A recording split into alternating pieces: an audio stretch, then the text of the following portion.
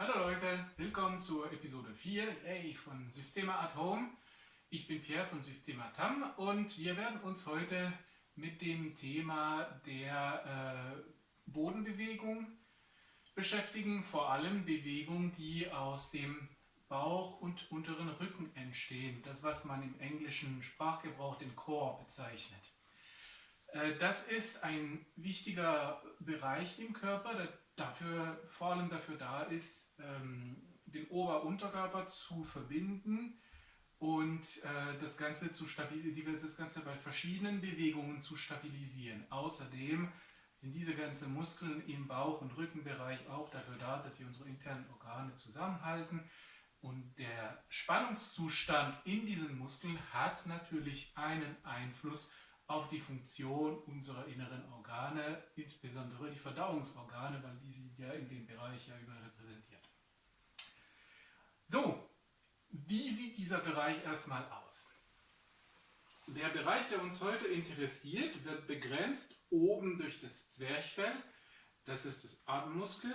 Der spannt sich im Prinzip unterhalb vom Rippenbogen und drückt die Lunge nach oben und nach unten. Nach unten ist er im Becken begrenzt durch die Beckenbodenmuskulatur. Ja, das ist ein sehr kompliziertes Geflecht an verschiedenen Muskeln, die im Prinzip das Gewicht der Organe tragen und verschiedene Verdauungsfunktionen oder Ausscheidungsfunktionen unterstützen.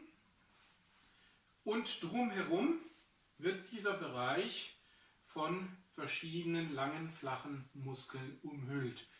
Insbesondere die Bauchmuskeln, von denen es mehrere Schichten gibt. Es gibt den langen, geraden Bauchmuskel.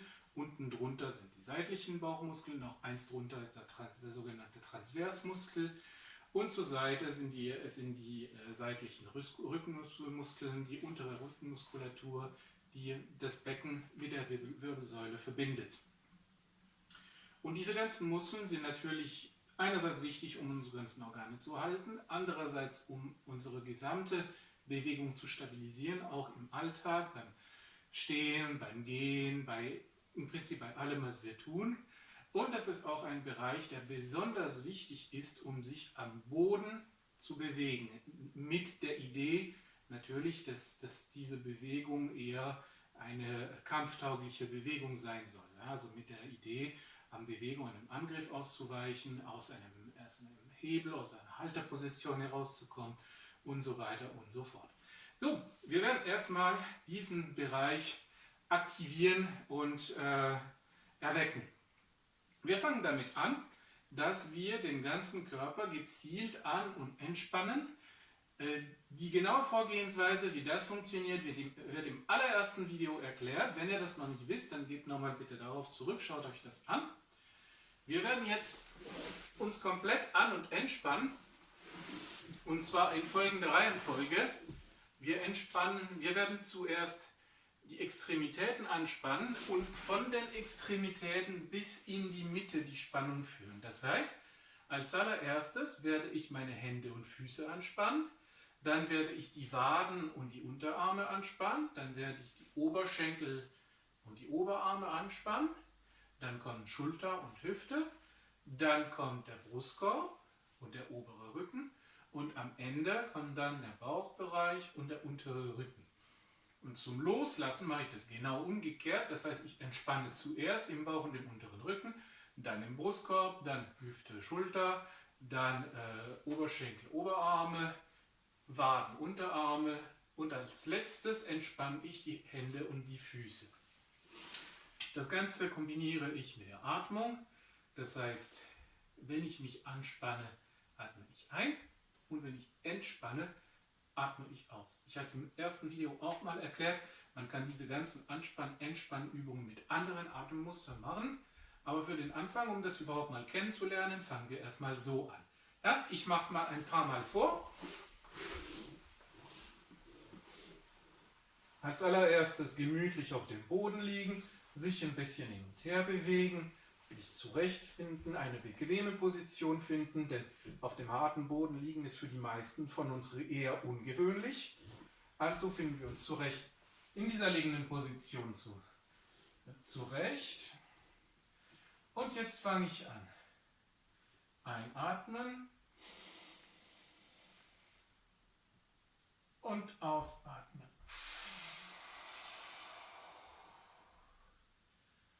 Einatmen und ausatmen.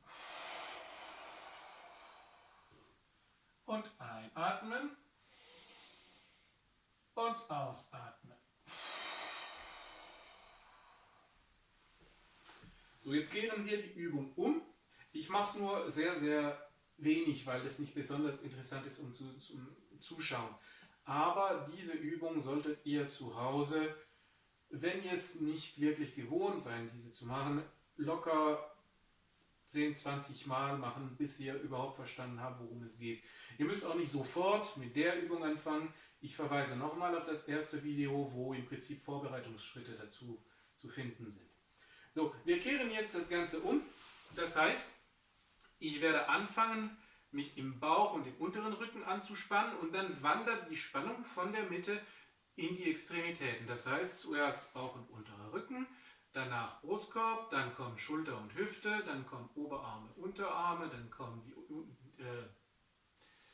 Oberschenkel, Oberarme, Entschuldigung, dann kommen die Unterarme und die Waden und als allerletztes werde ich die Hände und Füße anspannen und ich werde genau umgekehrt loslassen. Also das Anspannen geht nach da und das Loslassen geht nach da, ja, im Bein genauso.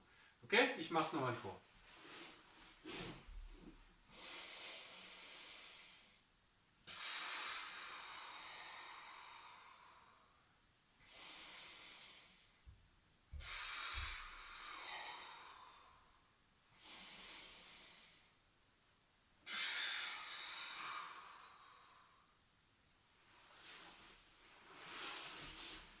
Diese Übungen dienen einerseits dazu, überhaupt die Muskulatur zu aktivieren, andererseits, das hilft uns zu verstehen, in welcher Reihenfolge wir unsere Muskeln aktivieren können, wenn wir uns aus der Mitte bewegen wollen. Wenn irgendein Körperteil von mir gerade eingeklemmt ist, sich nicht bewegen kann, was ja im Bodenkampf des Öfteren passiert, dann kann ich diesen Körperteil natürlich nicht bewegen. Wenn ich den aber komplett schlapp lasse, dann wird er relativ einfach angreifbar und deswegen muss ich mich im Prinzip um diesen Körperteil herum bewegen können. Das heißt, ich muss in der Lage sein, meinen Körper in bestimmten Bereichen anzuspannen und in anderen Bereichen zu entspannen. Und die Bewegung, die entsteht in den Körperpartien, die locker sind, die nicht angespannt sind. Körperpartien, die angespannt sind, sind nicht mehr beweglich.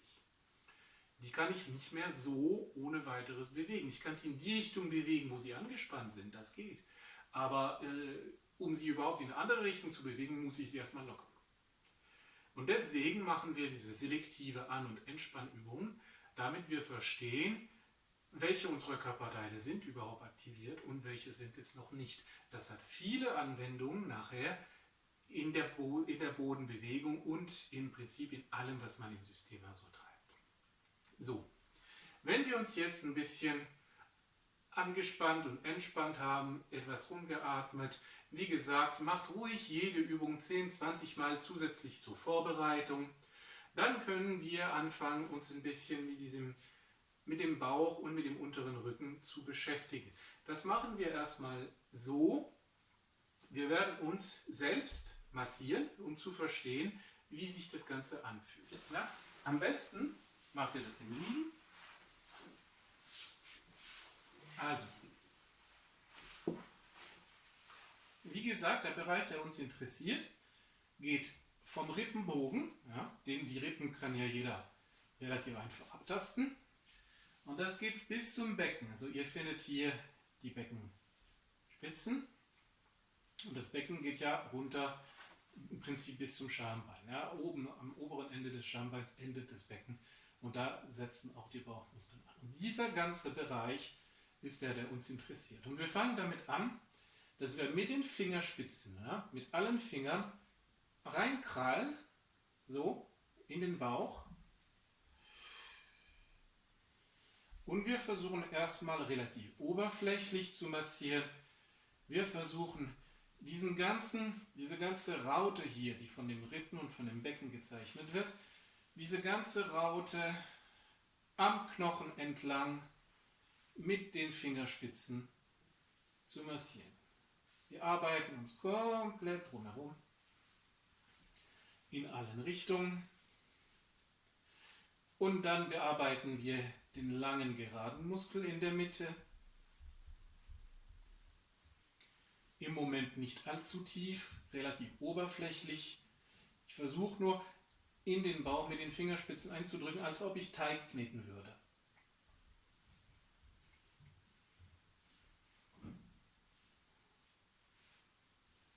Der Bauch ist bei vielen Leuten ein sehr empfindlicher Bereich. Besonders dieser tiefe Druck mit den Fingerspitzen erzeugt bei vielen Menschen eine sehr starke Reaktion. Das ist oft mit Schmerzen verbunden oder entsteht eine emotionale Reaktion irgendeiner Art.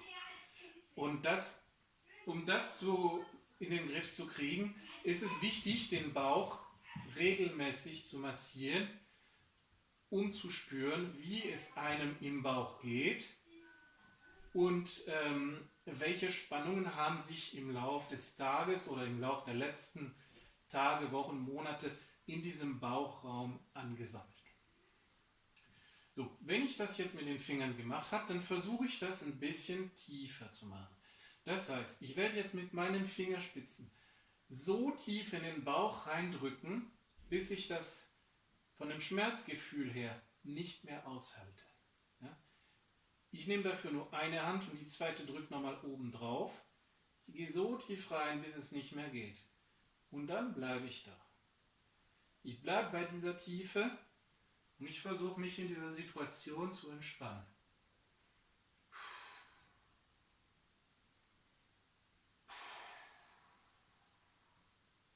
Und dann wandere ich zur nächsten Stelle.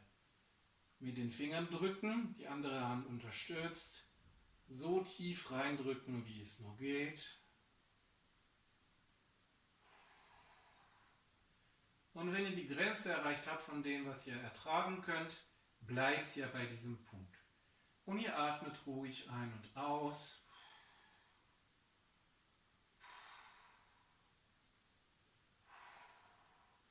Und dann wechselt ihr zu der nächsten Stelle und so weiter und so fort. Das macht ihr an jeder Stelle locker 10 oder 20 Atemzyklen lang. Ja? Und ihr achtet darauf, dass wirklich der gesamte Bauchbereich massiert wird und bearbeitet wird. Auch unten Richtung Schambein. Sucht wirklich die Grenze des Beckens und drückt da drauf. Das ist nicht die Blase. Die Blase ist noch ein gutes Stück weiter unten. Das sind im Prinzip die unteren Bauchmuskeln. Das ist der Beginn vom Enddarm in diesem Bereich, wenn man tief genug drückt. Ja, also im Übrigen regelmäßige Bauchmassagen tut Wunder für die Verdauung. Diejenigen, die unter Verdauungsproblemen liegen oder Leute, die viel sitzen, ja, Schreibtischtäter, Leute, die viel im Auto unterwegs sind, sollten regelmäßig den Bauch massieren, weil die Sitzposition führt dazu, dass der Bauch meistens stark eingeklemmt wird und die Verdauung dadurch gestört ist. Wenn das gemacht ist, man kann diese Bauchmassage natürlich sehr, sehr stark vertiefen. Man kann sie alleine machen, man kann sich durch einen Partner massieren lassen mit mehr oder weniger Druck. Man kann auch diese ganze Massage mit Hilfe von unterschiedlichen Atemtechniken einsetzen, indem man den Atem anhält, indem man mit dem Druck ein- oder ausatmet und so weiter und so fort. Es gibt relativ viele Varianten dazu. Ja?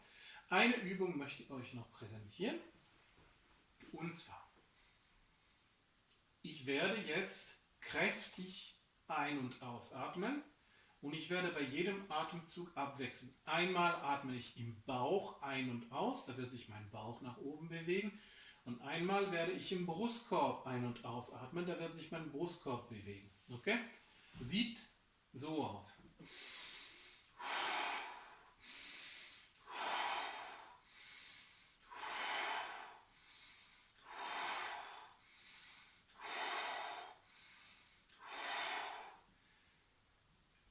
übertreibt die Bewegungen ruhig, unterstützt das Ganze durch die Muskulatur. Das ist nicht nur ein reines Atmen, sondern wirklich drückt den Bauch raus, drückt den Brustkorb raus.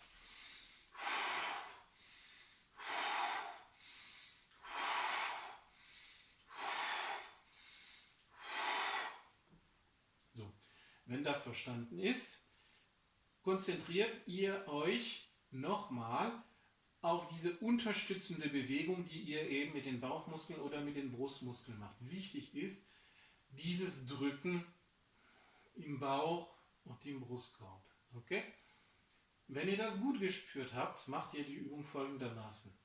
Ihr atmet tief ein, haltet die Luft an und dann macht ihr diese abwechselnden Aufblasbewegungen im Bauch und im Brustkorb, bis ihr die Luft nicht mehr halten könnt, und dann atmet ihr aus und lasst euch ruhig ein paar Minuten Zeit, um euren Atemrhythmus wieder zu beruhigen. Ja?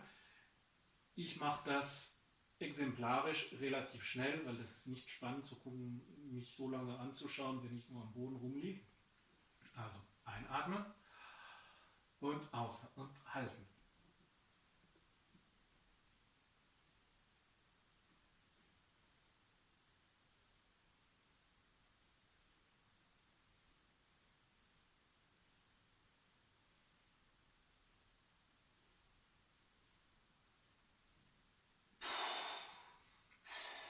Und dann Zeit lassen, bis der Atem sich regeneriert hat. Im System machen wir relativ oft Übungen, wo wir die Luft anhalten. Es ist sehr wichtig, dass man sich in der Regenerationsphase, in der Phase, wo ich wieder zu meinem normalen Atemrhythmus komme, dass ich mir da genügend Zeit lasse. Ich sehe das sehr oft im normalen Training oder auf den Lehrgängen, dass die Leute ich würde mal sagen, aus Stolz, diese Regeneration unterschätzen und sie im Prinzip viel zu kurz ausführen. Mit der Folge, dass sie in der nächsten Übung starten und die ganzen Spannungen, die dieses Anhalten der Luft mit sich bringt, gar nicht gescheit abgebaut haben. Und das führt dazu, dass die Spannungen sich im Oberkörper und im Bauchraum ansammeln mit der Zeit, und das ist nicht besonders gesund. Das führt zu dauernden Verspannungen, die man dann nicht mehr gescheit gelöst kriegt. Deswegen, bitte, bitte, lasst euch Zeit, komplett zu regenerieren, wenn ihr solche Übungen macht. Ja? Ich muss mich nach der Übung, wenn ich mit der Regeneration fertig bin, genauso fühlen wie am Anfang der Übung. Wenn ich mich anders fühle, dann habe ich noch nicht genug regeneriert. Dann muss ich erstmal ein bisschen länger Pause machen. Ja? Klammer zu. So, das ist die Massage für den Bauchbereich. Für den Rücken können wir das ein bisschen ähnlich machen. Und zwar, ich lege mich wieder auf den Rücken hin. Stellt ruhig die Beine auf. Okay? Und versucht mal zuerst euer Becken zu rollen. Ich verweise auf das Video Nummer 3, wo wir uns sehr, sehr viel mit dieser Thematik vom Beckenrollen beschäftigt haben. Erstmal überhaupt Beckenrollen hin und her, damit ihr spürt, was passiert mit dem unteren Rücken. Okay? So, dann werde ich mein Becken relativ weit nach vorne rollen und meine Fäuste unterhalb meines Rückens klemmen. Ja? Und nun kann ich meine Fäuste kreisen lassen, kreisen lassen. Ich kann sie auch einfach abflachen und anspannen. Ich kann sie rollen. Und so kann ich den gesamten unteren Rücken vom Becken bis zum Rippenbereich nach und nach massieren. Ja?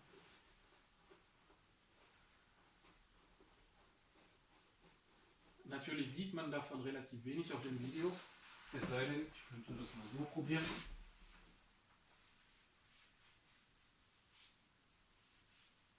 Und das Ganze macht ihr natürlich im Liegen, damit ihr zusätzlich euer Körpergewicht drauf habt.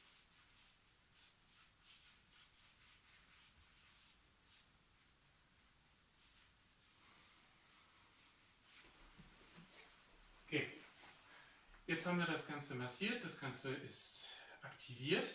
Wir werden jetzt etwas Bewegung in das Ganze reinkriegen. Beweglichkeit im unteren Rücken, da hatten wir uns im letzten Video schon relativ viel darüber unterhalten. Beweglichkeit im Bauch ist ein anderes Thema. Um den Bauch zu öffnen und zu bewegen, schlage ich euch folgende Übung vor. Ich werde aufstehen, da sieht man meinen Kopf nicht mehr.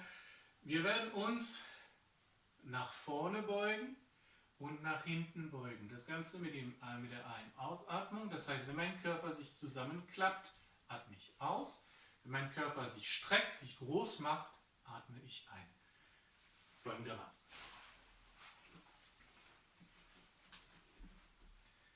Die Hände stützen den unteren Rücken.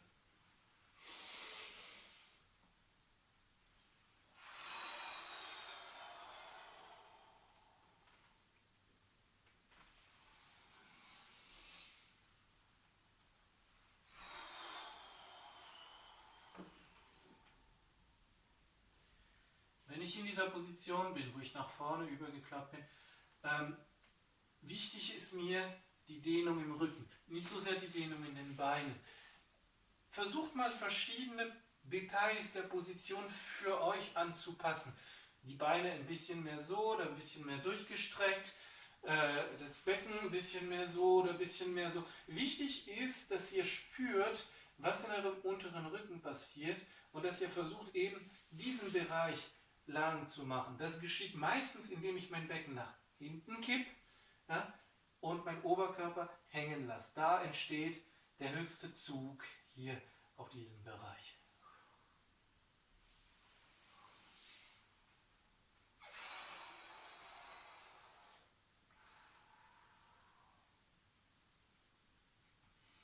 Okay.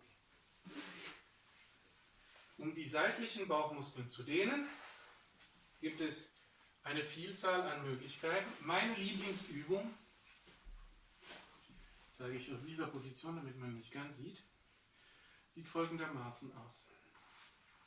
Ich werde mit der Hand Richtung Decke gehen, so hoch wie ich nur kann. Ich ziehe die Hand so hoch nach Richtung Decke, wie ich nur kann, bis hier meine ganze Seite komplett gedehnt ist. Und ab da werde ich meine Hand nach links schieben, aber nur die Hand. Und der Rest folgt. Hoch, so weit oben strecken, wie es nur geht, und dann die Hand schieben. Es ist ein Unterschied, ob ich das so mache, wie ich gerade erklärt habe, nämlich Hand nach oben und dann die Hand zur Seite, oder ob ich einknick. Ja? Wenn ich einknick, schiebe ich mein Becken zur Seite und dann lasse ich mich fallen. Ich sage nicht, dass die eine Übung besser oder schlechter ist als die andere.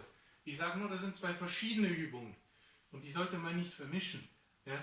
Man sollte wissen, was man tut und man sollte kontrollieren, welche Variante man gerade umsetzt. Probiert ruhig beides. Einmal diese Variante, wo ich die Hand zur Seite bewege, achtet auf mein Becken, und einmal die Variante, wo ich mein Becken zur Seite bewege.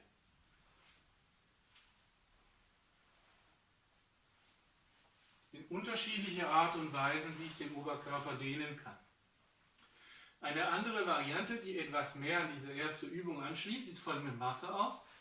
Ich lasse mich nach vorne überbeugen, achte darauf, dass mein Becken nach hinten gerollt ist, um eben den Zug auf den unteren Rücken zu haben.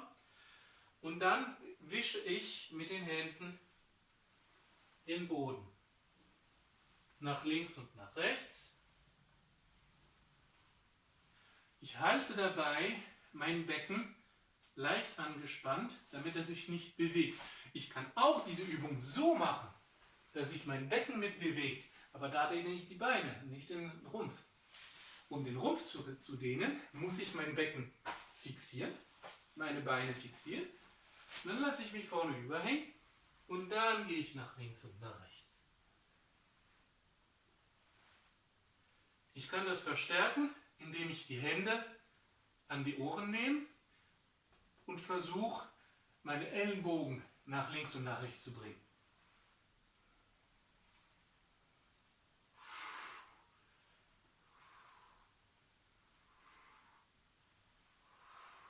Immer noch mit fixiertem Becken, ansonsten dehne ich andere Sachen.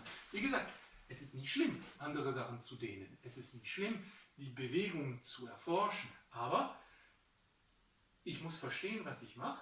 Und wenn ich mich für eine andere Variante entscheide, dann muss ich mich immer fragen, warum und was mache ich da genau. So viel zum Thema Dehnen. Es gibt auch eine Möglichkeit, den Bauch zu dehnen, die zeige ich einfach so der Vollständigkeit halber. Das kann längst nicht jeder. Und wenn man das falsch macht, kann man auch relativ viel kaputt machen. Deswegen ist es nicht für jeden zu empfehlen. Aber im Prinzip gehe ich auf den Bauch runter, bringe die Hände auf Brustniveau hoch und dann, sehr wichtig, der Kopf streckt ganz, ganz stark Richtung Decke und mein Becken streckt Richtung Füße und dann drücke ich mich nach oben. Und lasse dabei den ganzen Bauch hängen.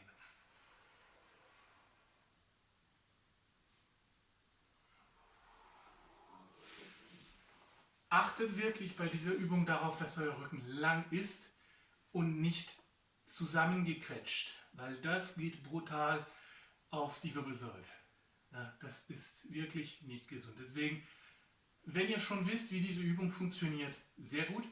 Wenn ihr diese Übung noch nie gemacht habt, macht sie nicht allein zu Hause. Kommt ins Training, wir machen das gemeinsam. So viel zum Thema Beweglichkeit. Jetzt, wo das Ganze wach ist und beweglich, wollen wir das erstmal ein bisschen verstärken, damit wir verstehen, welche Muskeln was machen und in welcher Situation wir welche Muskeln brauchen. Wir fangen erstmal damit an, dass wir auf alle vier gehen. Ja? Wenn ich auf alle vier gehe, will ich meine Knie direkt unterhalb von meinem Beckengelenk und meine Hände direkt unterhalb von meinen Schultern. Okay? Das erste, was ich machen werde, ich werde jetzt einatmen und den Bauch nach unten drücken. Dabei geht mein Kopf automatisch hoch, weil meine Wirbelsäule macht jetzt einen Bogen nach unten. Deswegen geht mein Kopf nach oben und mein Becken dreht sich auch entsprechend. Und beim Ausatmen werde ich versuchen, meinen Bauchnabel zu meiner Wirbelsäule zu ziehen. Mein Becken dreht in die andere Richtung, mein Kopf kommt nach vorne. Jetzt macht meine Wirbelsäule so einen Bogen. Ja? Und dann gehe ich von diesem Bogen wieder zu diesem Bogen.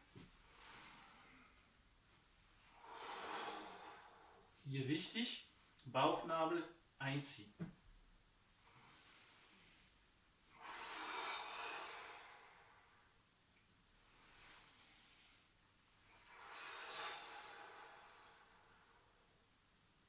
Okay. Dann wollen wir mal das Ganze noch ein bisschen weiter vertiefen. Ich gehe mit den Händen ein bisschen weiter nach vorne, bis meine Oberschenkel in einer Linie sind mit meinem Oberkörper. Ja? Ab hier versuche ich nicht den Bauch hängen zu lassen, weil das geht dann auf den unteren Rücken, sondern ich versuche auch, meinen Transversmuskel zu aktivieren. Das ist die Muskelschicht, die wir jetzt versuchen anzusprechen, indem ich meinen Bauchnabel wieder leicht Richtung Wirbelsäule drücke. Nicht komplett auf Anschlag wie bei der Übung davor, sondern nur leicht, damit das Ganze gehalten wird. Und in dieser Position, ich weiß nicht, ob man das gut sieht, jetzt werde ich die Fußspitzen in den Boden drücken und dann versuchen, die Beine zu strecken und die Knie vom Boden lösen.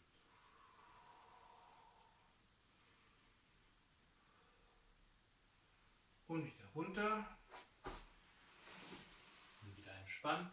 Es sieht wie eine Liegestützposition aus. Es ist keine Liegestütze. Zum Thema Liegestütze werden wir uns wahrscheinlich nächste oder übernächstes Video unterhalten.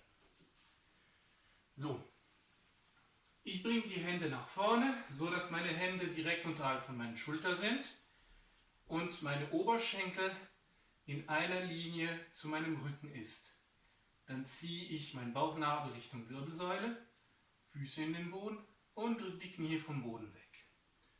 Und ich konzentriere mich in dieser Position vor allem auf meinen Bauchbereich. Alles, was ich nicht brauche, versuche ich zu entspannen.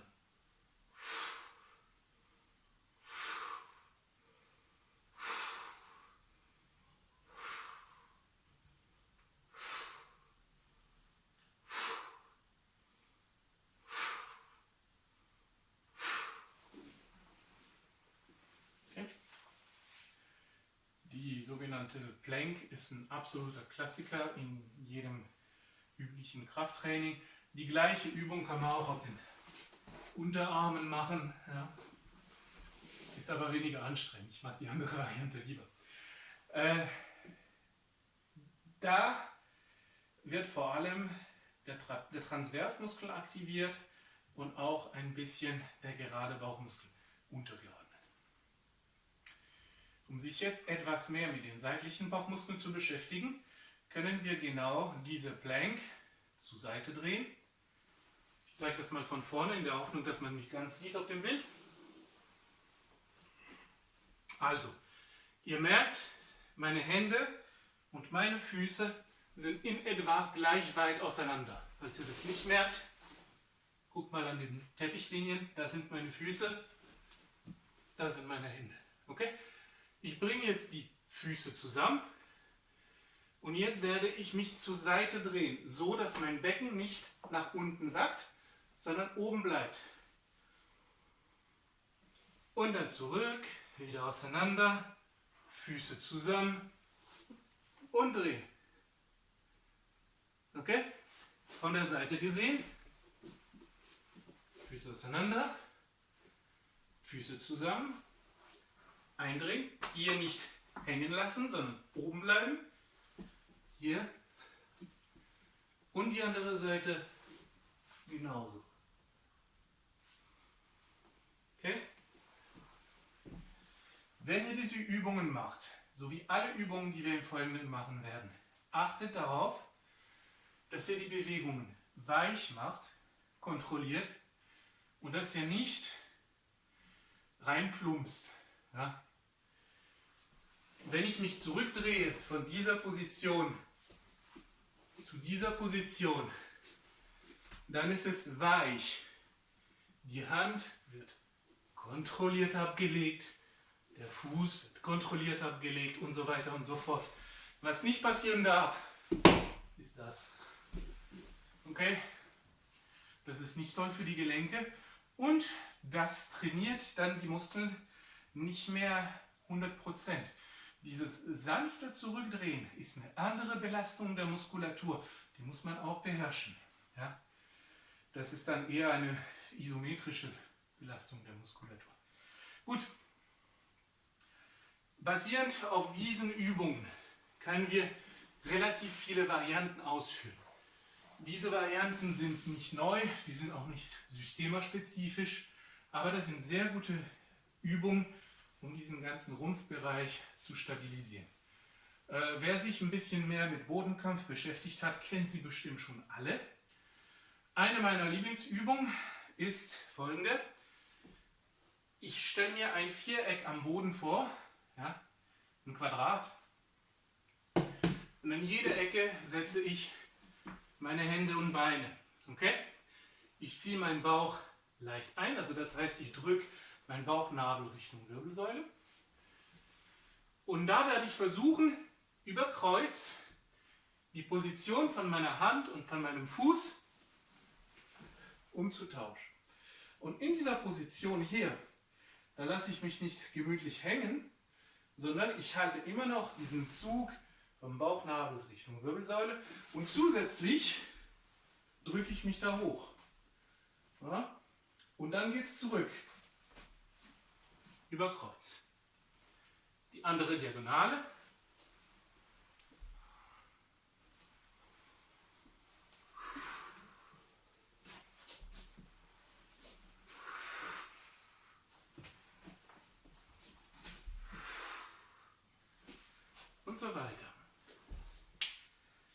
Eine andere Übung, die ich auch besonders interessant finde, da braucht man allerdings etwas mehr Platz. Ich gehe nochmal auf allen Vieren zusammen, die Füße in den Boden und dann löse ich die Knie vom Boden. Okay? Erstmal überhaupt da bleiben ist an sich anstrengend genug. Wer das noch ein bisschen verstärken möchte, kann versuchen, sich hier zu bewegen. Aber immer so, dass mein Rücken waagerecht bleibt. Ja, mein Rücken bleibt die ganze Zeit waagerecht und ich kann mich vorwärts und rückwärts bewegen. Ich kann mich auch seitlich bewegen.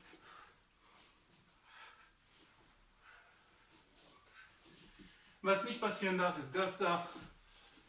Okay? Ich versuche hier absichtlich meinen Rücken gerade zu halten, weil das meine Stabilisierungsmuskel am meisten beansprucht. Und ihr könnt ruhig mit dieser Übung quer durch die Wohnung krabbeln, versuchen verschiedene Ecken und Stellen zu erreichen. Kann jeder machen, wie er oder sie möchte. Alright, eins weiter. Jetzt, wo wir den Bauch massiert haben, wahrgenommen haben, gekräftigt haben, werden wir uns jetzt mit einer spezifischen Systemerübung beschäftigen. Spezifisch, naja, ihr habt ja alle schon mal gesehen, aber und zwar, wir legen uns auf den Rücken hin, so dass die Beine aufgestellt sind und wir drehen unser Becken so, ja, dass ich hier eine Handbreite Platz habe. Ja, ich muss durchgehen. Die Beine sind gestreckt und ab da aktiviere ich meinen Bauch, indem ich meinen Bauchnabel Richtung Wirbelsäule ziehe und dann versuche ich ganz einfach die Fersen vom Boden zu lösen. Und dann ziehe ich sie hoch. Okay? Ab einem bestimmten Punkt wird mein Rücken komplett flach auf dem Boden liegen. Wenn ich mit den Beinen runtergehe, lasse ich es zu, dass mein Becken mitgeht, dass mein Rücken sich etwas vom Boden löst.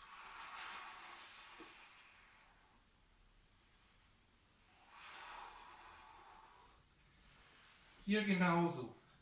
Ich arbeite langsam, ich arbeite bewusst und ich versuche, keine Etappen zu überspringen. Gerade die Winkel und die Stellen, die sich am unbequemsten anfühlen, das sind diejenigen, auf die ihr euch konzentrieren solltet. Weil klar, die Endpositionen, die relativ komfortabel sind, da geht man gerne hin. Ja?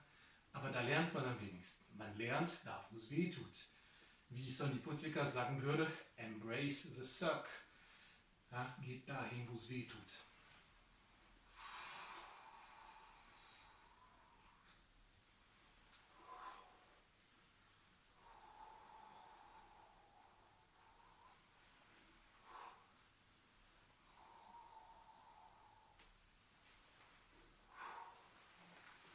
So. Es gibt auch die umgekehrte Übung, dass ich mit dem Oberkörper hochgehe, aber diese Übung ist etwas komplizierter. Und bevor wir die machen, werden wir eine Vorbereitungsübung dazu machen. Ich setze mich auf den Boden hin, mein Becken rollt nach vorne, sodass ich auf meinen Sitzknochen sitze, siehe Video 3. Ja, jetzt werde ich die Arme hochnehmen und achten, dass mein Brustkorb unten bleibt. Also ich will nicht das da, sondern mein Brustkorb bleibt unten. Und jetzt werde ich mich zur Seite etwas eindrehen und dann nach hinten gehen. Und wieder hoch und zurück. Und dann die andere Seite. Eindrehen und nach hinten gehen und wieder hoch. Immer wenn ich hier in der Mitte bin, achte ich darauf, dass mein Rücken lang gestreckt ist, meine Wirbelsäule lang, mein Brustkorb unten und die Hände zeigen nach oben, soweit wie es geht. Und eindrehen und wieder hoch. Das sind die sogenannten Ballerina-Sit-Ups. Und wieder hoch. Ja? Achtet darauf, dass der Kopf natürlich mitkommt, dass durch die Position des Kopfes keine zusätzliche Spannung auf eure Schulter entsteht.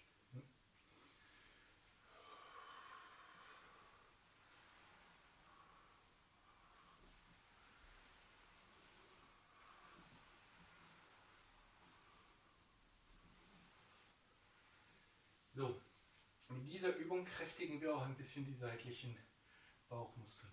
Im Übrigen, es ist absolut okay, wenn ihr mal ab und zu ein paar Crunch macht. Ne? Also diese Geschichten da, die im Prinzip jeder mal in seinem Leben im Sporttraining oder im Sportunterricht gemacht hat, ist in Ordnung. Ja?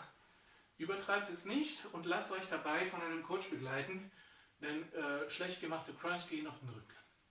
Und das wollt ihr nicht unbedingt. Okay? So. Eine weitere Vorbereitungsübung für den tatsächlichen Sit-Up sieht folgendermaßen aus. Ich werde zuerst wieder mich hinlegen. Ich lasse meinen Rücken so liegen, wie es passt. Ne? Wir achten uns erstmal nicht so sehr drauf. Jetzt werde ich beim Ausatmen meinen Kopf auf meinen Oberkörper einrollen. Beim Einatmen lege ich mich wieder hin. Und beim Ausatmen einrollen. Einrollen heißt, mein Kinn legt sich so weit wie es geht auf meinen Hals runter und dann rolle ich ganz, ganz eng an meinem Oberkörper. Ja?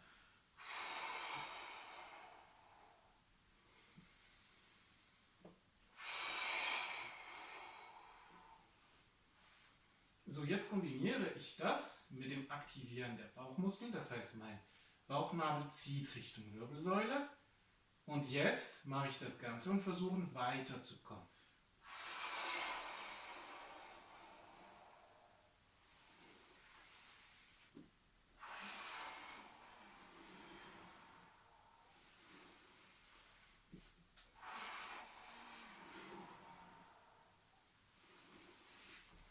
Meine Beine sind dabei entspannt, die machen gar nichts.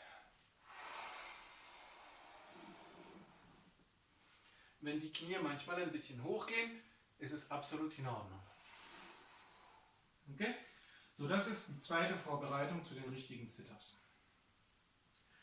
Die richtigen Sit-Ups sehen so aus, dass ich meinen Oberkörper möglichst gerade die ganze Zeit lasse. Dafür brauche ich zum einen diese Streckung im Oberkörper, die wir mit den Ballerina-Sit-Ups geübt haben. Ich brauche die Stabilität im Becken, die ich mit den Beinübungen geübt habe. Und ich brauche die reine Kraft im Bauchmuskel, die ich mit dieser Übung geübt habe. Okay? Die Sit-Ups als Kombiübung von diesen ganzen 3 Übungen davor sind relativ schwierig. Wie alle anderen Kraftübungen im System auch. Versucht nicht viele davon zu machen. Versucht sie richtig zu machen. Das Ziel soll es sein, richtige Bewegungen zu machen. Ja? Es zählt nicht die Anzahl an Wiederholungen an sich, es zählt nur die Anzahl an richtigen Bewegungen. Der Rest ist völlig egal. Wenn ich die Bewegung falsch mache und das 100 Mal, mache ich mich kaputt und gewöhne mir ein falsches Bewegungsmuster an. Hat niemand was davon. Man kann natürlich mit einer anderen Absicht trainieren. Ich kann trainieren mit der Absicht, tatsächlich einen Beachbody zu haben. Aber dann mache ich nicht unbedingt Systema. Wenn ich Systema trainieren will, sprich mit der Absicht, mich im Alltag besser bewegen, im Alltag besser fühlen zu können, eine bessere Kontrolle über meinen Körper zu haben und das Ganze in der Kampfsituation umsetzen zu können, dann muss ich auf eine bestimmte Art und Weise trainieren, die nicht unbedingt die gleiche ist, die ein Bodybuilder an den Tag legt. Ja? Also, nochmal zurück zu unserem Sit-Up. Ich lege mich hin. Mein Rücken ist relativ eng über dem Boden, aber ein kleines bisschen Luft ist immer. Der Sit-Up besteht aus, sagen wir so, 3 Etappen. Die erste Etappe besteht darin, meinen Oberkörper lang zu machen, den Kopf weg vom Becken zu ziehen, ja, also nicht so, sondern so, und versuchen in diesem gestreckten Zustand den Kopf und die Schulter vom Boden zu lösen. Okay? Ab da, das ist eine Position, wo mein Oberkörper etwas eingeklappt ist, ab da versuche ich meinen Brustkorb Richtung Decke zu drücken. Und hier übernehme ich meine Hüfte und rollt mich nach vorne. Und dann stehe ich wieder aufrecht. Ich kann mich auch nach vorne ein bisschen entspannen. Wieder aufrecht sitzen. Umgekehrt genau das gleiche. Als allererstes rolle ich meine Hüfte nach hinten.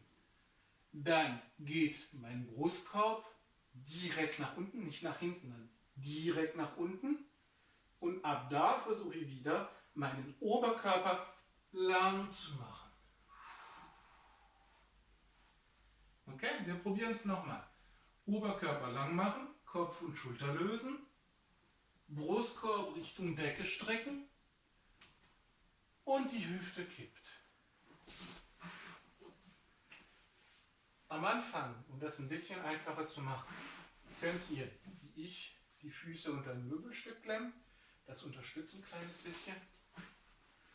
Nach und nach soll das aber ohne funktionieren. Ich gehe wieder runter, ich setze mich gerade auf meinen Sitzknochen hin. Zuerst geht mein Becken nach hinten, mein Rücken bleibt möglichst gerade. Dann gehe ich mit meinem Brustkorb nach unten und dann versuche ich wieder den Oberkörper zu strecken. Okay? In einer Bewegung sieht das Ganze dann so aus.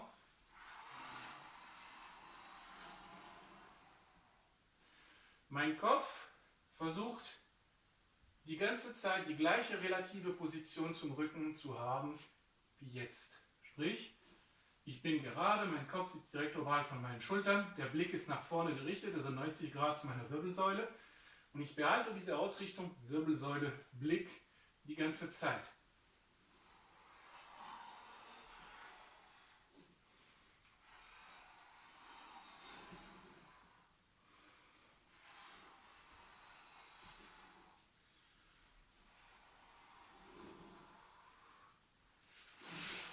So sehen bei uns im System A die Sit-Ups aus. Und diese kann man natürlich auch in verschiedenen Varianten durchführen. Man kann vor allem den Atemrhythmus anpassen, man kann die Geschwindigkeit anpassen, man kann sich eher auf das Aufstehen fokussieren, auf das Hinlegen und so weiter und so fort. So. Wenn ich das mit den Sit-Ups kann und ich das mit den Beinheben kann, dann kann ich beide kombinieren in folgende Übung. Am Anfang werde ich die Beine hochnehmen, so wie wir das vorher geübt haben. Und ab da werde ich meine Bauchmuskeln aktivieren und versuchen, meine Füße so weit wie möglich in diese Richtung zu schieben.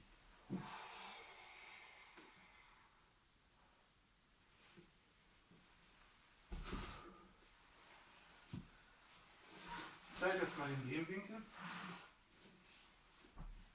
Ich fange ab da an, hier, und dann die Füße nach da.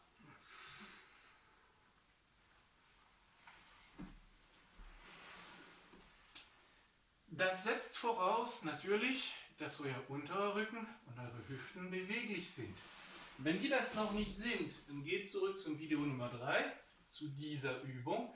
Die ist ja absolut wichtig, um dieses Umklappen durchführen zu können. Wenn ich das nicht kann, dann brauche ich nicht versuchen, rückwärts zu rollen. Das wird nicht funktionieren. Ja? Ich muss zuerst meine Hüfte, mein unterer Rücken, meine Beine beweglich genug dafür haben. Okay? Nochmal.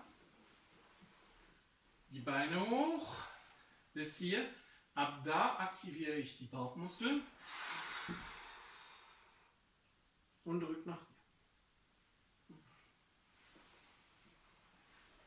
Das ist die Kraftübung-Variante von dieser Übung. Ja?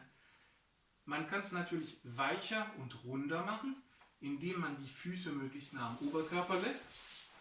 Hier. Und das ist dann tatsächlich die Variante, die ich zum Rollen brauche. Aber erstmal um die Bauchmuskeln zu trainieren, um überhaupt ein bisschen in Form zu kommen für solche Sachen, versuche ich das eben mit der großen Bewegung. Hoch.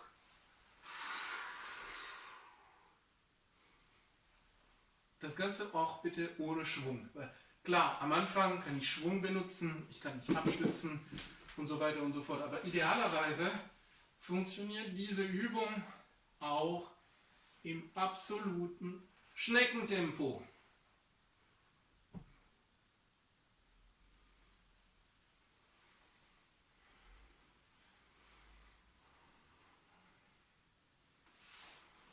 Okay. So, damit habt ihr genug Übungen für ein paar Stunden Training. Und wie man jetzt diese Übung einsetzt, beziehungsweise dieses erhöhte Bewusstsein des Rumpfs einsetzt, um sich am Boden zu bewegen, das zeige ich euch jetzt. Wir fangen an mit einer relativ simplen Übung. Ich lege mich so in Achse der Kamera hin, wo ich mich komplett zur Seite rollen werde. Einfach komplett rollen mit dem gesamten Körper. Und dann zur anderen Seite.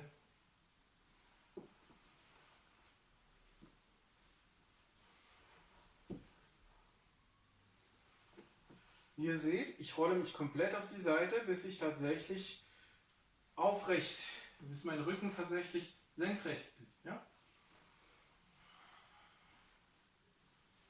So. Ab da werde ich versuchen, mir eine Mittellinie vorzustellen, die von meiner Hüfte ausgeht und senkrecht zu meinem Körper ist. Und zu dieser Mittellinie werde ich sowohl meine Knie als auch meinen Oberkörper bringen. Okay? Beide gleichzeitig. So. Und dann wieder strecken und zurück. Andere Seite, drehen, zusammen, strecken und zurück. Und das Ganze fließend.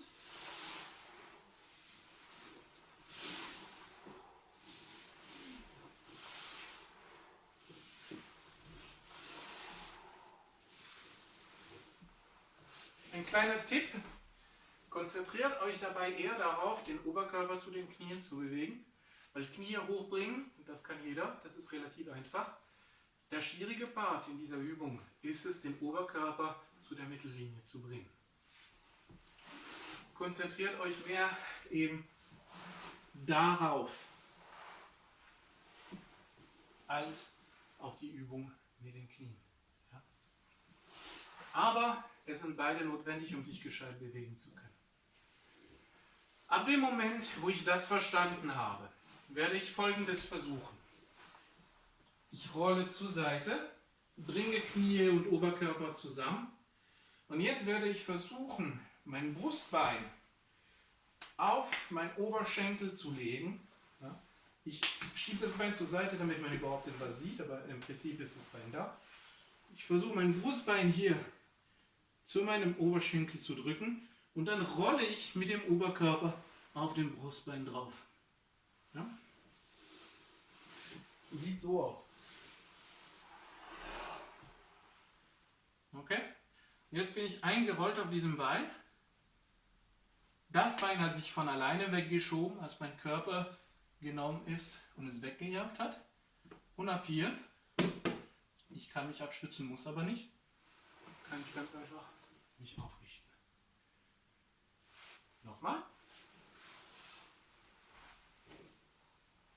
Ich drehe mich zur Seite, bringe Oberkörper und Knie zu der mittleren Linie zusammen, bringe meinen Brustkorb zu meinem Oberschenkel, dadurch drückt sich mein Bein weg und dann kann ich mich aufrichten. Ich zeige das von der Seite. Ich drehe mich zur Seite. Hier ist meine Mittellinie von der Hüfte. Ich bringe meinen Oberkörper und meine Knie zu dieser Mittellinie. Drücke jetzt mein Brustbein auf meinen Oberschenkel und dann rolle ich über meinen Oberschenkel drauf. Und dann kann ich mich wieder aufrichten. Okay? Das ist eine sehr sanfte Art und Weise aufzustehen, die den Rücken nicht belastet. Ist sehr zu empfehlen für alle Leute, die Rückenprobleme haben, vor allem am Vormittag, wenn sie gerade aufstehen. Ja, wenn ich aus dem Bett aufstehe, wenn ich das dann mache und merke, oh scheiße, mein Kreuz, man wird nicht jünger, dann vielleicht eben die Variante probieren, wo ich hier zusammenkomme und mich dann aufrichte. Das ist wesentlich schonender. So, diese Übung geht natürlich auch andersrum. Ja? Also, ich kann mich hinsetzen, bringe mein Bein zur Seite, schon in die Richtung, wo meine Hüfte gehen wird. Und ab da bringe ich mein Brustbein zum Knie. So eng wie es nur geht. Okay? Mein Arm geht zur Seite. Ich rolle sanft nach unten, bis meine Schulter den Boden erreicht. Okay? Dann kann ich dieses Knie rüberbringen und mich dahin legen. Nochmal.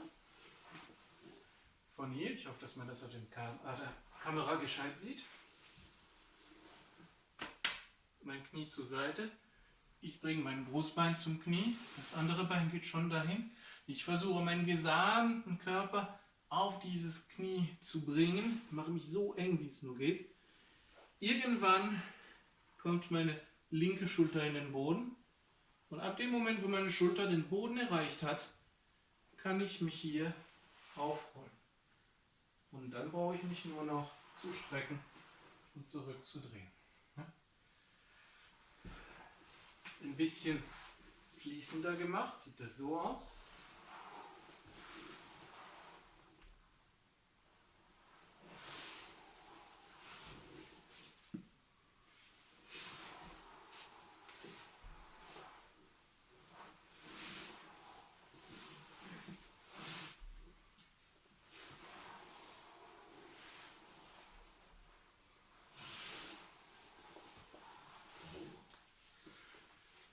Und da habt ihr schon die erste Bewegung für die Bewegung am Boden. Ja, wie richte ich mich auf?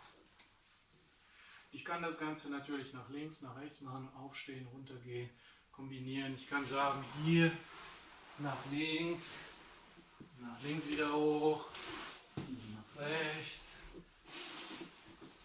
wieder hoch. Oder ich kann das Ganze im Kreis machen. Hier. Da verschiedene Atemmuster und so weiter und so fort. Grundsätzlich ist zu dem Atemmuster hier wieder, wenn mein Körper sich zusammenklappt, atme ich aus, weil da entsteht automatisch ein Druck in meinem Bauch, der dazu führt, dass ich die Luft rausbringe.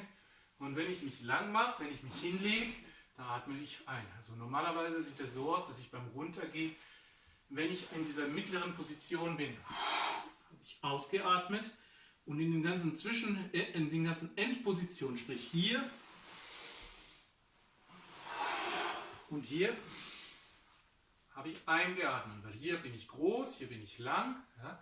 Hier bin ich klein, da brauche ich jede mögliche Beweglichkeitsreserve, dann hole ich die Luft raus. Und hier bin ich wieder groß und habe wieder Platz. Okay? So. Das ist die erste Variante. Eine zweite ähnliche Variante, die aber ein bisschen schwieriger ist, aber das ist, damit ihr auch ein bisschen Spaß habt mit dem Ganzen. Ich kann mich auch hier zusammen machen und ab da entscheiden, meine Beine zur Seite zu bringen. Okay? Und hier wieder hoch.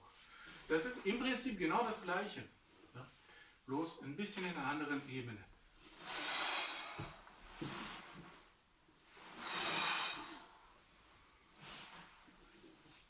Auch eine sehr gute Übung, um zu gucken, ob ihr verstanden habt, worum es bei dieser ersten Bewegungsablauf überhaupt geht.